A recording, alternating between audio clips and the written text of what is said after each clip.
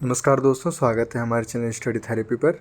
आज हम लोग डिस्कस करने जा रहे हैं 15 और 16 अगस्त की करंट अफेयर्स। 14 अगस्त की अभी तक पीडीएफ अपलोड नहीं हुई है, तो उसी कारण से मैं अभी बना नहीं पाया हूँ। तो जैसे वो अपलोड होती है तो मैं वीडियो बनाकर अपलोड कर दूँगा।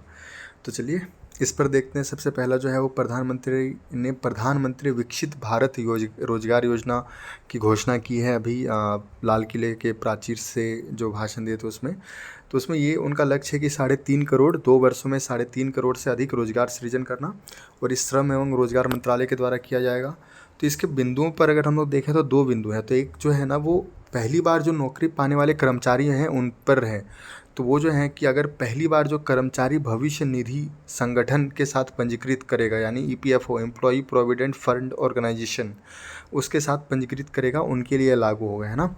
और वो 2 किस्तों में 15,000 रुपये तक का उनको प्रोत्साहन मिल सकता है। लेकिन वो जो है ना, उनका सैलरी 1 लाख रुपये प्रति माह तक की वेतन से कम होना चाहिए, तब मिलेगा। फिर देखिए, अब इसका जो पार्ट सेकंड है उसमें है नियोक्ताओं के लिए प्रोत्साहन। मतलब 1 लाख रुपए तक के वेतन वाले कर्मचारियों के संबंध में ये प्रोत्साहन लागू होगा।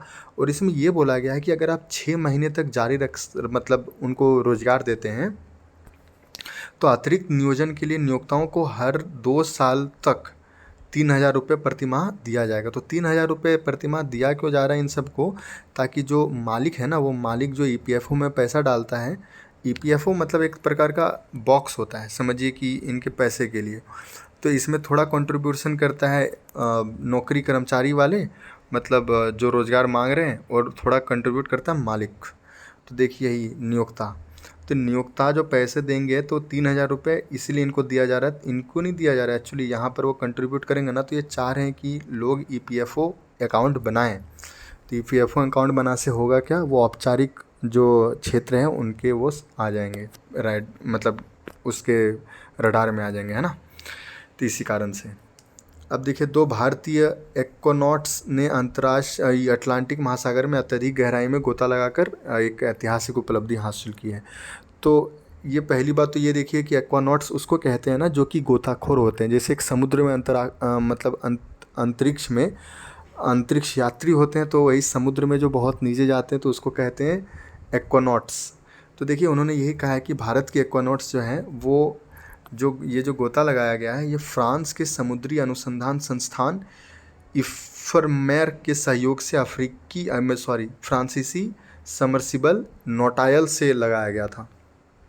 और देखिएगा इसकी गहराई अगर देखिएगा ना, तो 4,000 और 5,000 मीटर की मतलब गहराई पर गए हैं वो। तो ये बहुत बड़ी एक उपलब्धि है भारत के लिए।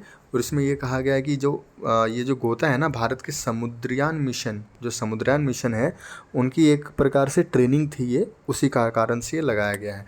तो समुद्रयान जो मिशन है वो हमारा 2027 में लॉन्च होगा। और ये जो है ना, स्वदेशी रूप से हमारा विकसित जो समर्सिबल है मत्स्य 6,000, तो मत्स्य 6,000 में 3 एक्वानॉक्स को 6,000 मीटर की गहराई तक भेजेंगे हम लोग। तो ये देखिए नीचे पिक्चर भी दिया गया है, यही है, देखिए मत्स्य 6,000। इसी में 3 लोगों को बैठा के हम लोग गहराई 6,000 मीटर मतलब 6 किलोमीटर नीचे हम लोग भेजेंगे।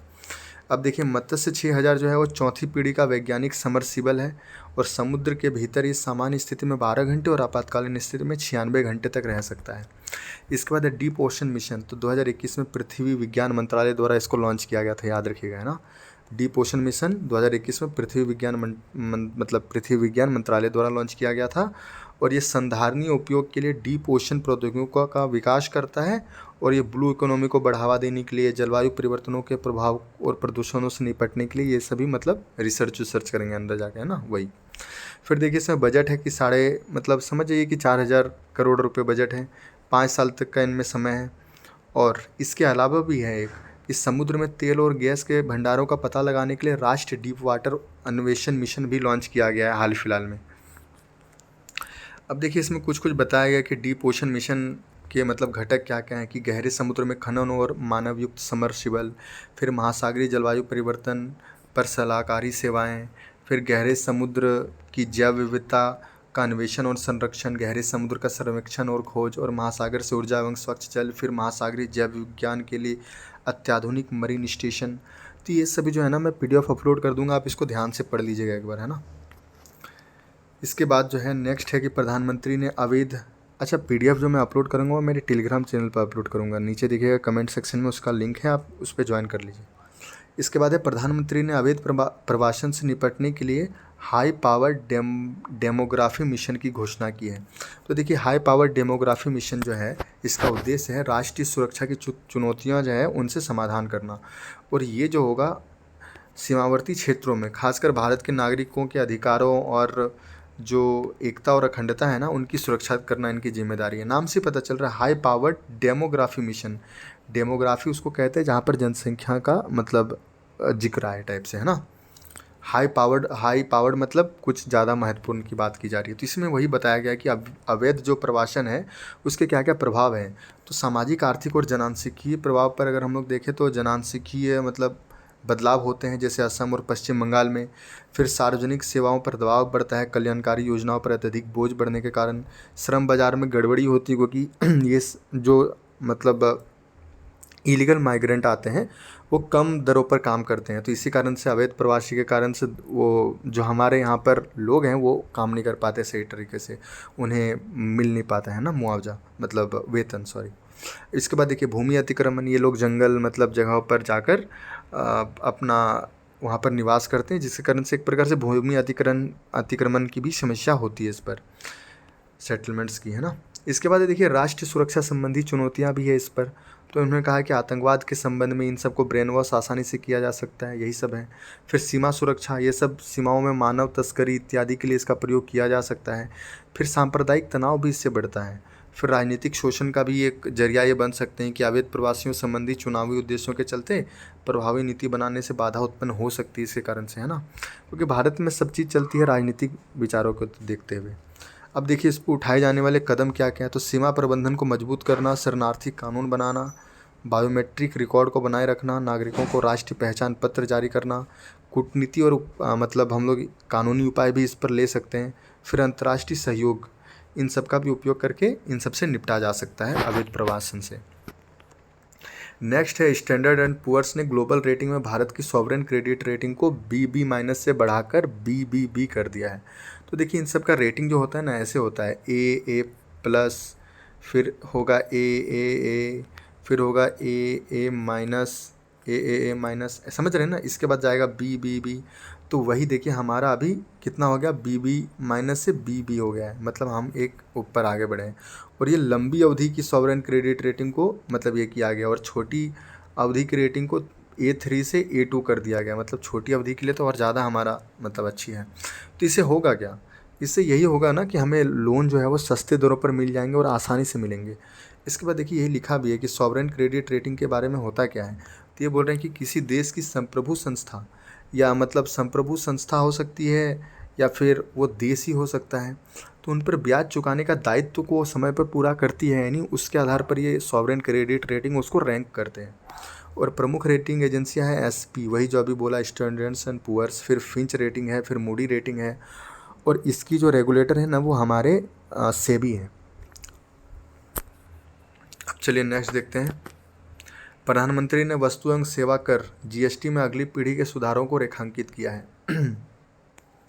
तो संरचनात्मक सुधारों में GST दरों में बदलाव और स्लैब को कम करेंगे। जैसे स्लैब अभी क्या है, अभी 5% है, फिर 12% है, 18% है, फिर 28% है। तो देखिए उन्होंने ये देखा कि जो 12% वाला स्लैब है ना उसमें बहुत कम ही आ पा रहे हैं गुड्स। तो वो बोल रहे हैं कि 12 वाला जो परसेंट है उसको हटा देंगे, और उसके 90% जो चीज़ है उनको 5% में शामिल कर देंगे, और 10% जो चीज़ है उसको 28% में शामिल कर देंगे। तो ऐसा कुछ करेंगे, पर ये 12% वाला स्लैब हटाएंगे क्योंकि इसमें बहुत कम मतलब सामान है। अब देखिए वही बोल रहे हैं कि संरचनात्मक सुधार में GST दरों और स्लैब को कम करेंगे। फिर ये प्रस्ताव जो है वो GST परिषद द्वारा गठित मंत्रियों के समूह को अभी भेजा गया है। संरचनात्मक सुधार में इन्वर्टेड ड्यूटी स्ट्रक्चर में सुधार। अच्छा, इन्वर्टेड ड्यूटी स्ट्रक्चर मतलब होता है कि अगर कोई कच्चा माल है उस पर ज़्यादा मतलब आयात कर लग रहा है, जबकि उसके उसके पक्के माल मतलब क्या बोलते हैं फिनिश्ड गुड जो है उस पर कम आयात कर लगता है, तैयार माल पर। मान लीजिए मैं आपको बता रहा हूँ यहाँ पर कि अगर टायर के लिए रबड़ हम लोग आयात करेंगे उस पर 20% हम लोग को आयात शुल्क देना पड़ेगा, जबकि वही अगर फुल्ली टायर बना हुआ आयात कर लेंगे तो उस पर 10% ही देना होगा। तो ये होता क्या है, इससे हमारे देश में टायर बनाने वाले कम हो जाएंगे, क्योंकि उसको बनाया हुआ टायर बहुत सस्ते में आयात हो रहा है, तो बनाएंगे क्यों यहाँ पर, रबड़ बनाना महंगा पड़ेगा फिर। तो वही बात है, इन्वर्टेड ड्यूटी स्ट्रक्चर में भी हम लोग सुधार करेंगे। इसके बाद है कि वर्गीकरण संबंधी मुद्दों का समाधान, जैसे जीएसटी दरों को व्यवस्थित करना, जो अभी मैंने बताया। फिर स्थिरता और अपेक्षा के अनुरूप सुधार भी किया जाएगा, स्थिरता के अनुरूप। इसके बाद बोल रहे हैं जीएसटी दरों और स्लैब को कम करना, वही मैंने बोला, जब भी करों में कमी की जाएगी, फिर जीएसटी स्लैब में कमी। फिर बोल रहे हैं कि प्रतिपूर्ति उपकर की समाप्ति किया जाएगा।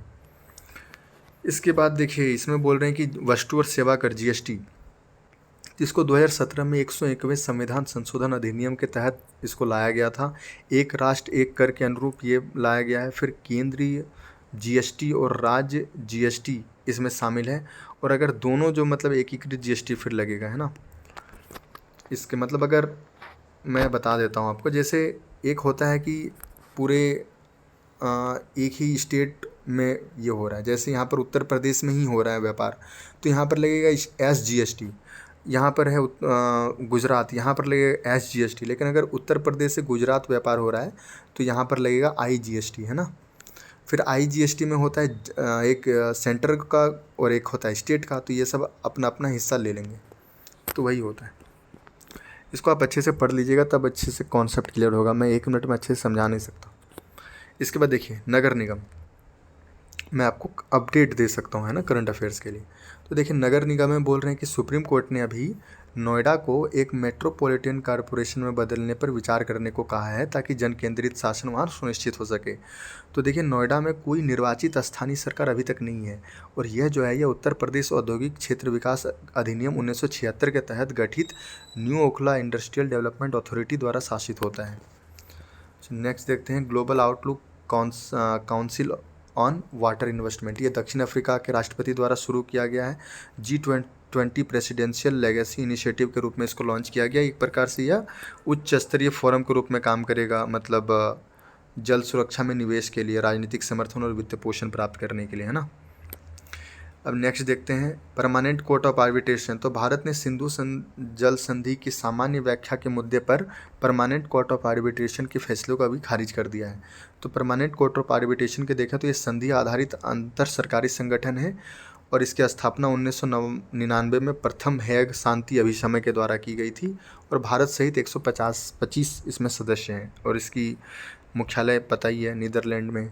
कोई भी न्यायिक मामले का मुख्यालय हो अंतर्राष्ट्रीय में, वो नीदरलैंड में पाई जाएगी। अब चलिए नेक्स्ट है कि डॉक्टर्स विदाउट बॉर्डर्स। तो ये बोल रहे हैं कि इराक में बहुत अच्छे से देखभाल कर रहे हैं लोगों का। तो डॉक्टर विदाउट बॉर्डर्स जो है वो अंतर्राष्ट्रीय एवं स्वतंत्र चिकित्सकीय मानवीय संगठन है, और इसकी स्थापना 1971 में फ्रांस में हुई थी। इसे 1999 में नोबेल शांति पुरस्कार से भी नवाजा गया है। नेक्स्ट है सुदर्शन चक्र मिशन। तो भारत के प्रधानमंत्री ने भी घोषणा की है कि सुदर्शन चक्र मिशन हम लोग लॉन्च करने जा रहे हैं। तो इसका उद्देश्य ये होगा कि वर्ष 2025 तक देश के अति महत्वपूर्ण असैन्य एवं रक्षा अवसंरचनाओं की सुरक्षा सुनिश्चित। तो भारत की अति महत्वपूर्ण परिसंपत्तियों की सुरक्षा इसमें की जाएगी, और अति महत्वपूर्ण राष्ट्रीय स्थलों को भी इसमें शामिल किया जा रहा है। लेकिन असैन्य याद रखिएगा, मतलब सिविल जो है, जैसे कोई हो गया सैन्य, मतलब रेलवे स्टेशन हो गया, या फिर कोई बड़े बड़े कारखाने हो गए, है ना, तो वो सभी को इसमें सुरक्षा दी जाएगी। अलास्का में ये बोल रहे हैं कि अभी युद्ध विराम समझौता जो है रूस यूक्रेन युद्ध का, तो उसमें अमेरिका और रूस के बीच वहाँ पर अलास्का में अभी वार्ता चली है। तो इसमें देखिए बोल रहे हैं कि अमेरिका का भौगोलिक रूप से वहाँ पर असंबद्ध राज्य है वो अलास्का, और फिर अलास्का संधि के तहत 1867 के अनुसार इसे संयुक्त राज्य अमेरिका ने रूस से खरीदा था अलास्का को। फिर नॉर्दर्न लाइट्स या अरोरा बोरेलिस अलास्का के अधिकांश हिस्सों में दिखाई देती है, क्योंकि यहाँ पे पता ही आपको नॉर्दर्न लाइट्स दिखती है। तो देखिए अलास्का यहाँ पर है ना।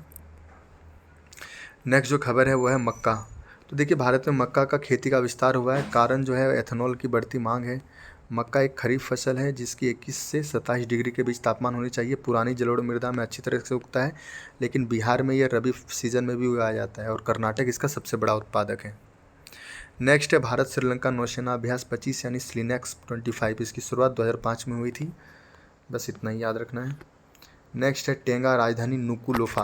तो ये जो है यहाँ पर 7.1 तीव्रता का भूकंप आया था, दक्षिण पश्चिमी प्रशांत महासागर में ये अवस्थित है। बस इतना ही जानना है, कुछ खास इसमें है नहीं। ये देखिए यहाँ पर ये पैसिफिक ओशन, न्यूजीलैंड यहाँ पर है और यहाँ पर है टोगा।